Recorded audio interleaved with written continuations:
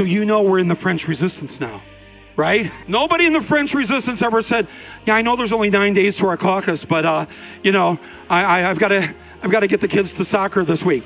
No! The kids can walk to soccer this week! And he told my two big brothers and me, if you see something wrong in the country, make sure you fight it as fast and as hard as you can.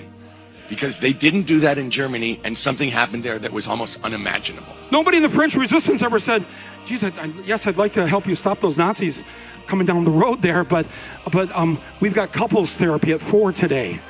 No! No!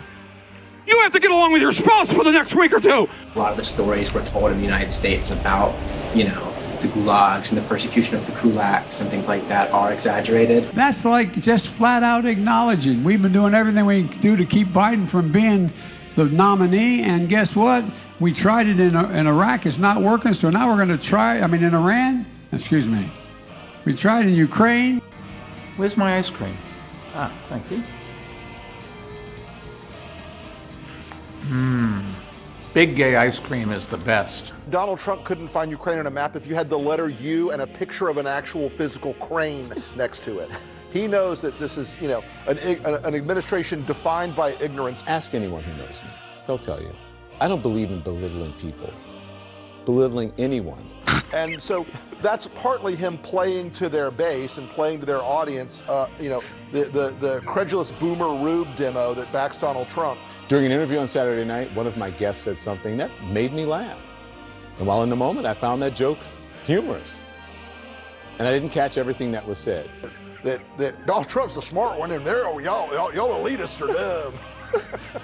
You elitists with your geography and your maps. Just to make this perfectly clear, I was laughing at the joke and not at any group of people. And your spelling, even though my your math and your reading. Yeah, you're reading, you know, your geography, knowing other countries.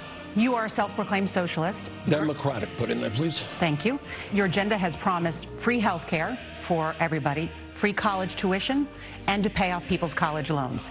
The price tag for that is estimated to be $60 trillion over 10 years, correct? Well, look, we have political opponents. You don't know. You don't know how much your plan costs? You don't know. Nobody knows. This is impossible. You're going to propose a plan to the American people and you're not going to tell them how much it costs? Of course I will. And part two, because it came from a young trans person who asked about a welcoming community. And I said, it starts with a Secretary of Education who has a lot to do with where we spend our money, with what gets advanced in our public schools, with what the standards are.